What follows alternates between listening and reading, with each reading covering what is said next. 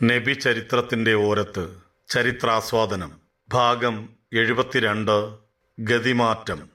രചന Arif sign. ശബ്ദം നൽകുന്നത് ആറാട്ടുപുഴ ഹക്കിം ഖാൻ. ഗതിമാറ്റം.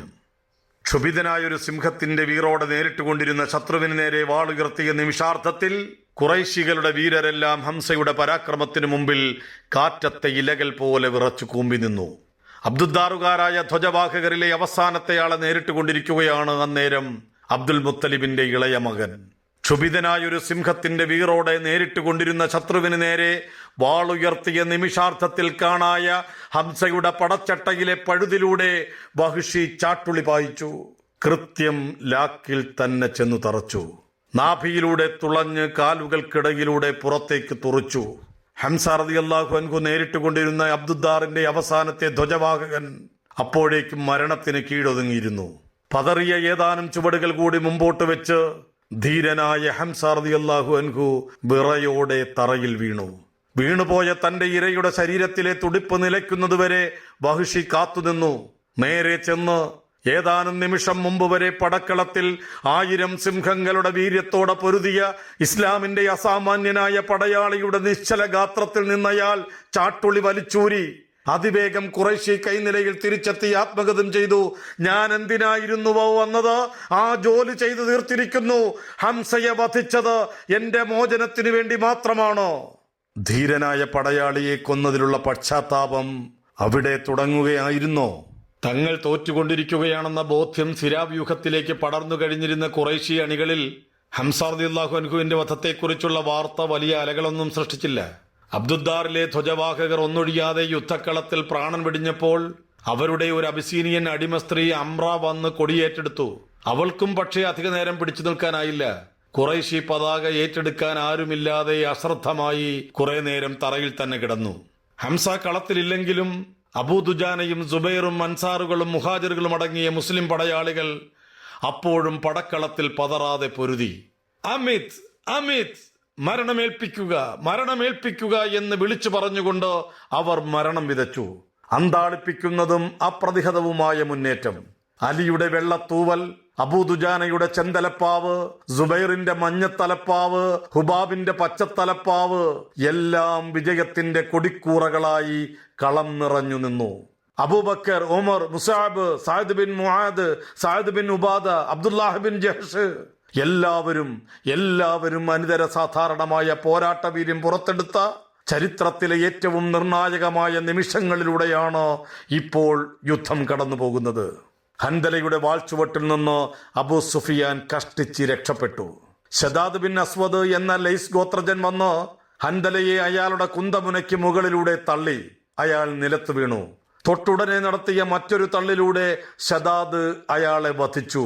ഹൻദല ഷഹീദായി. 3 തവണ ഖാലിദ് മുസ്ലിം സേനയുടെ ഇടതു പാർശ്വത്തിൽ വിള്ളലുണ്ടാക്കി സേനയിൽ അങ്കലാപ്പും ഭയപ്പാടും സൃഷ്ടിക്കാനും അതുവഴി അവരെ പരാജയപ്പെടുത്താനും ശ്രമിച്ചു. 3 ശ്രമങ്ങളും പരാജയപ്പെട്ടു. നബി സല്ലല്ലാഹു അലൈഹി വസല്ലം നിയോഗിച്ച 100 അമ്പെയ്ത്തുകാർ തീർത്ത പ്രതിരോധത്തിന്റെ കോട്ട തകർത്ത് ഖുറൈശി സേനയ്ക്ക് തരിമ്പും മുന്നേറാനായില്ല. മക്ക സേനയുടെ അനക്കങ്ങൾ ഇപ്പോൾ മിക്കവാറും അവരുടെ തമ്പുകൾക്ക് ചുറ്റുമായി പരിമിതപ്പെട്ടിട്ടുണ്ട്. പോരാട്ടം പതുക്കെ ചരിവിറങ്ങി താഴ്വാരത്തിലേക്ക് നീങ്ങുന്നതിനനുസൃതമായി ഖുറൈശി സേന വിണ്ടു ചിതറി. 3000 വരുന്ന സർവായുധ വിഭൂഷിതരായ സേനയെ 30,000ന്റെ കരുത്തോടെ നേരിടുന്ന 700 പേർ. അനിതര സാധാരണമായ ധീരതയുടെ അധ്യായം ചരിത്രത്തിന്റെ താളുകളിലേക്ക് തുന്നിച്ചേർക്കുകയാണ്. പ്രവാചകൻ സല്ലല്ലാഹു അലൈഹി വസല്ലം നിൽപ്പുറപ്പിച്ചിരുന്നിടത്ത് നിന്നും വളരെ അകലെയാണിപ്പോൾ യുദ്ധം നടക്കുന്നത്. മുസ്ലിം സേനാനികൾ വിജയിച്ചുകൊണ്ടിരിക്കുകയാണെന്ന് മനസ്സിലായതല്ലാതെ എന്താണ് സംഭവിക്കുന്നതെന്ന് കൃത്യമായി കാണാനും അറിയാനും ദൂരം അദ്ദേഹത്തിന് മുമ്പിൽ തടസ്സമായി നിന്നു. പെട്ടെന്ന് അദ്ദേഹം ആകാശത്തിലെ പറവകളെ നോക്കുന്നയാളുടെ ശ്രദ്ധയോടെ കണ്ണുകൾ മേലോട്ടുയർത്തി. എന്നിട്ട് അടുത്തു നിന്നവരോടായി പറഞ്ഞു, നിങ്ങളുടെ കൂട്ടുകാരൻ. ഹൻദലയാണ് അദ്ദേഹം ഉദ്ദേശിച്ചത്.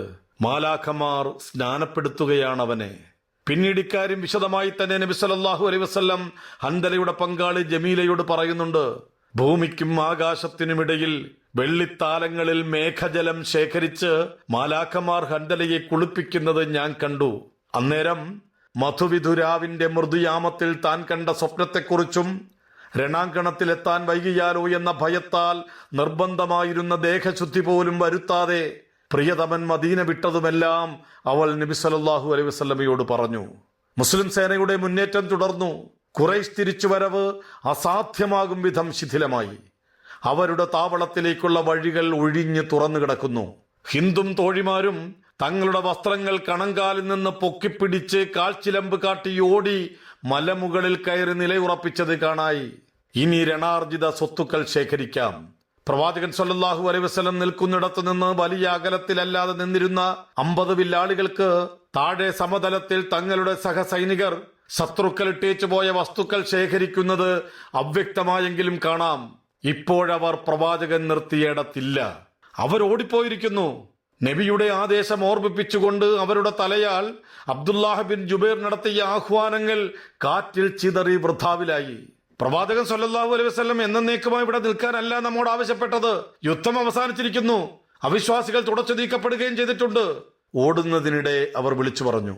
അമ്പെയ്ത്തു സംഘത്തെ ഭീഷണമാം വിധം ശകലീകരിച്ച് 40 പേർ സ്ഥലം വിട്ടു. കുതിരപ്പട കൊണ്ട് ഇതുവരെയുള്ള യുദ്ധത്തിന്റെ ഗതിവിഗതികളെ കാര്യമായി സ്വാധീനിക്കാൻ ഖുറൈശി സേനയ്ക്ക് സാധിച്ചിട്ടില്ല. തിരിച്ചറിയാനാകാത്ത വിധം ഇരു സേനകളും കലർന്നു കഴിഞ്ഞിരുന്നതിനാൽ യുദ്ധക്കളത്തിലേക്ക് കുതിരകളെ പായിക്കുന്നത് ശത്രുനിരയെപ്പോലെ സ്വന്തം സൈനികരെയും അപായപ്പെടുത്തുമെന്നവർ ഭയന്നു. പിന്നിൽ നിൽക്കുന്ന അമ്പെയ്ത്തുകാരുടെ ശരമേൽക്കാതെ മുസ്ലിം സേനയുടെ പിൻനിരയിലെത്താൻ അവർക്ക് സാധിക്കുമായിരുന്നില്ല. എന്നാൽ വില്ലാളികൾ ഒഴിഞ്ഞ വിടവുകളെ ഖുറൈശികളുടെ വലതു പാർശ്വസേനയുടെ തലയാൽ ഖാലിദ് ബിൻ വലീദിന്റെ കഴുകക്കണ്ണുകൾ പിടിച്ചെടുത്തു കഴിഞ്ഞിരിക്കുന്നു. ഉചിതമായ സമയം വന്നെത്തിയിരിക്കുന്നുവെന്ന് കണ്ടയാൾ അമ്പെയ്ത്തുകാർ ഉപേക്ഷിച്ചു പോയ സ്ഥാനം കൈയടക്കാനായി മിന്നൽ വേഗത്തിൽ കുതിരകളെ പായിച്ചു. അബ്ദുള്ള അവശേഷിച്ച പടയാളികളോടൊപ്പം ഇടതടവില്ലാതെ അമ്പുകളെ ഇത് ശത്രുനിരയെ തിരിച്ചുവിടാൻ ശ്രമിച്ചെങ്കിലും വിഫലമായി. അവർ തങ്ങളുടെ അമ്പും വില്ലും എറിഞ്ഞൊഴിവാക്കി മരണം വരിക്കുവോളം വാളും കുന്തവും പ്രയോഗിച്ച് ശത്രുസേനയെ നേരിട്ടു. ഓടിപ്പോകാതെ നിന്ന 10 പേരും രക്തസാക്ഷികളായി. വർദ്ധിത വീര്യത്തോടെ ഖാലിദ് തിരിഞ്ഞു ചെന്ന് മുസ്ലിം സേനയുടെ പിൻനിരയെ ആക്രമിച്ചു. ഇടത് പാർശ്വനായകൻ ഇക്രിമയും അയാളുടെ വഴി പിന്തുടർന്നു. തങ്ങളുടെ നിരയിലേക്കുള്ള ശത്രുക്കളുടെ അപ്രതീക്ഷിത കടന്നുകയറ്റം വിശ്വാസികളെ അങ്കലാപ്പിലാക്കി. അലിയും കൂട്ടുകാരും പുതിയ ഭീഷണി നേരിടാനായി അങ്ങോട്ട് തിരിഞ്ഞു. ഓടിപ്പോയിരുന്ന ഖുറൈശി സേനാംഗങ്ങൾ പുതിയ വിവരമറിഞ്ഞ് പടനിലത്ത് തിരിച്ചെത്തി. യുദ്ധത്തിന്റെ ഗതി പൊടുന്നനെ എതിർദിശയിൽ തിരിഞ്ഞു. ആവേശഭരിതരായ ഖുറൈശികളുടെ യാ ഉസ്സ യാ ഹുബൽ വിളികൾ കൊണ്ട് അന്തരീക്ഷം മുഖരിതമായി. ഉയർത്താൻ ആളില്ലാതെ നിലത്ത് കിടന്ന ഖുറൈശി ധ്വജം ആകാശത്തിൽ ഉയർന്നു പാറി. ഖാലിദിന്റെയും കൂട്ടരുടെയും വാൾത്തലപ്പിൽ നിന്ന് രക്ഷപ്പെട്ടിരുന്ന പിൻനിരയിലെ മുസ്ലിങ്ങൾ മനസ്സാന്നിധ്യം നഷ്ടപ്പെട്ട് കുന്നുകളിൽ അഭയം തേടി. തിരിച്ചു വരാൻ പ്രവാചകൻ സല്ലല്ലാഹു അലൈഹി വസല്ലം ആവശ്യപ്പെട്ടുകൊണ്ടിരുന്നു. പക്ഷേ ആ ശബ്ദം അവരുടെ കർണപുടങ്ങളുടെ പരിസരങ്ങളിൽ ചെന്ന് കുഴഞ്ഞു വീണു. വന്നത് 30ഓളം പേർ മാത്രം. ഖുർആൻ പിന്നീട് ഇക്കാര്യം ഇങ്ങനെ സൂചിപ്പിച്ചു: ആരെയും തിരിഞ്ഞു നോക്കാതെ നിങ്ങൾ ഓടിക്കയറിയപ്പോൾ ദൂതർ പിറകിൽ നിന്ന് നിങ്ങളെ വിളിച്ചുകൊണ്ടിരുന്നു. അള്ളാഹു നിങ്ങൾക്ക് അട്ടിയിൽ ദുഃഖം പകരമായി നൽകി. നഷ്ടപ്പെട്ടു പോയതിന്റെ പേരിലോ നിങ്ങൾക്ക് വന്നു ഭവിച്ചതിന്റെ പേരിലോ ദുഃഖിക്കാതിരിക്കാൻ വേണ്ടിയാണത്. ഭൂരിപക്ഷം പേരും അടർക്കളത്തിൽ ഉറച്ചു നിന്നെങ്കിലും തുടക്കത്തിലെ ആവേശം നഷ്ടമായി കഴിഞ്ഞിരുന്നു. അതുവഴി ആത്മവിശ്വാസവും. സ്വാധീനം നഷ്ടമാകുന്ന മുറയ്ക്ക് അവർ പിന്നോട്ട് തള്ളിമാറ്റപ്പെട്ടുകൊണ്ടിരുന്നു. യുദ്ധം മൊത്തം ഇനിയിപ്പോൾ പ്രവാചകൻ നിൽക്കുന്ന ഭാഗത്തേക്ക് കേന്ദ്രീകരിക്കപ്പെടുകയാണ്. ബലം ചോർന്നുപോയ മുസ്ലിങ്ങളെ നാലുപാടും നിന്ന് മക്ക സേന വളഞ്ഞു. പ്രവാചകൻ സല്ലല്ലാഹു അലൈഹി വസല്ലമയുടെ ശബ്ദത്തിലൂടെ അദ്ദേഹം എവിടെയാണ് നിലയുറപ്പിച്ചിരിക്കുന്നതെന്നും അവരറിഞ്ഞു. മുസ്ലിങ്ങളിൽ പലരും മദീനയിലേക്ക് രക്ഷപ്പെട്ടിരുന്നു. ചിലർ കുന്നുകൾ ഓടിക്കയറി. പോയവരിൽ തന്നെ ചിലർ തിരിച്ചു വന്ന് ആരാണെന്ന് തിരിച്ചറിയാനാകാത്ത വണ്ണം ഖുറൈശി സേനയുമായി കലർന്നു. മുസ്ലിങ്ങൾ തമ്മിൽ ഏറ്റുമുട്ടി. നിയന്ത്രണമറ്റ പട എങ്ങോട്ടെന്നില്ലാതെ പരക്കം പാഞ്ഞു. നബി സല്ലല്ലാഹു അലൈഹി വസല്ലമയും 2 സ്ത്രീകളും അടക്കമുള്ള അനുചരന്മാരും ശത്രുനിരയ്ക്കു നേരെ അടങ്ങാത്ത ശരമാരി തീർത്തു. മുഖ്യസേനയിൽ നിന്ന് അടരാടിയിരുന്ന സൈനികർ ശേഖരിച്ചിരുന്ന രണാർജിത വസ്തുക്കൾ വലിച്ചെറിഞ്ഞ് പല ഭാഗങ്ങളിൽ നിന്നായി ഓടിയെത്തി പ്രവാചകൻ സല്ലല്ലാഹു അലൈഹി വസല്ലമയുടെ ആ സംഘത്തെ തിടം വെപ്പിച്ചു. യുദ്ധഗതി തങ്ങൾക്കെതിരിൽ തിരിഞ്ഞിരിക്കുന്നുവെന്ന് മനസ്സിലാക്കിയ മുസ്ലിം സേനയിലെ മുന്നണി പോരാളികൾക്ക് പോലും പ്രവാചകനെ സംരക്ഷിക്കുന്നതിൽ കവിഞ്ഞ് മറ്റൊരു ലക്ഷ്യം ഇപ്പോഴില്ല. അവർ അദ്ദേഹത്തെ ചൂഴ്ന്ന് നിലയുറപ്പിച്ചു. മുസൈനക്കാരായ വഹബും ഹാരിസുമാണ് അവരിൽ ആദ്യം അവിടെ എത്തിയത്.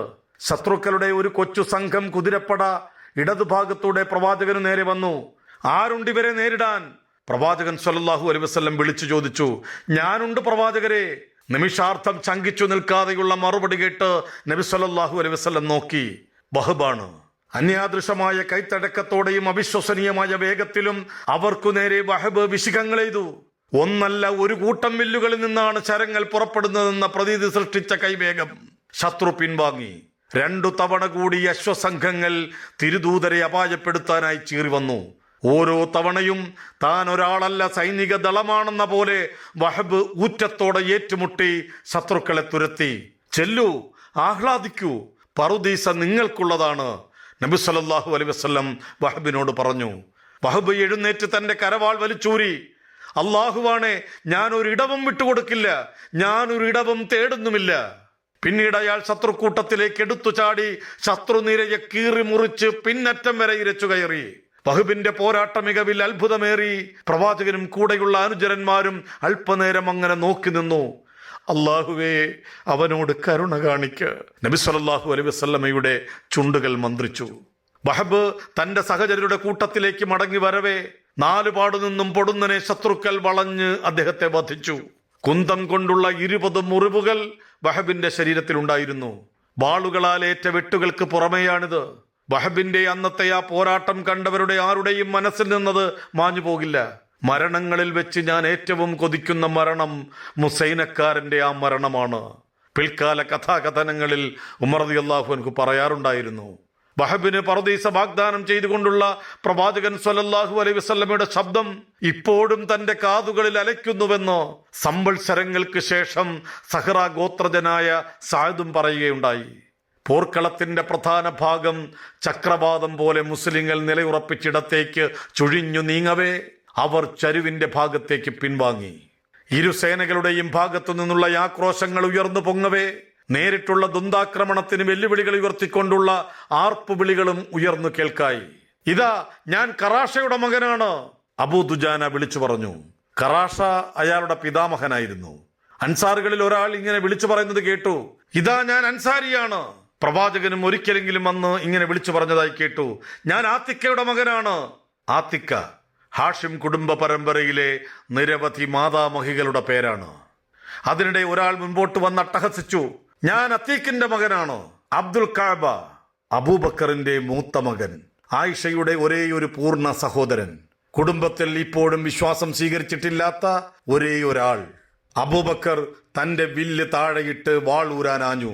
മകനെ വെട്ടുന്നതിന് മുമ്പ് പ്രവാചകൻ സ്വല്ലല്ലാഹു അലൈഹി വസല്ലം മുമ്പിൽ വന്നു നിന്നു. അബൂബക്കർ, വാൾ ഉറയിലിടൂ. അദ്ദേഹം പറഞ്ഞു, താങ്കൾ സ്വന്തം ഇടത്തേക്ക് മടങ്ങൂ. താങ്കളുടെ നല്ല കൂട്ട് ഞങ്ങൾക്ക് നൽകൂ. പ്രിയമുള്ളവരെ, നിങ്ങൾ ഇതുവരെ കേട്ടത് നബി ചരിത്രത്തിന്റെ ഓരത്ത് ചരിത്രാസ്വാദനം ഭാഗം 72 ഗതിമാറ്റം. രചന ആരിഫ് സൈൻ. ശബ്ദം നൽകിയത് ആറാട്ടുപുഴ ഹക്കിം ഖാൻ. ഇൻഷാ അല്ലാഹ് തുടരും.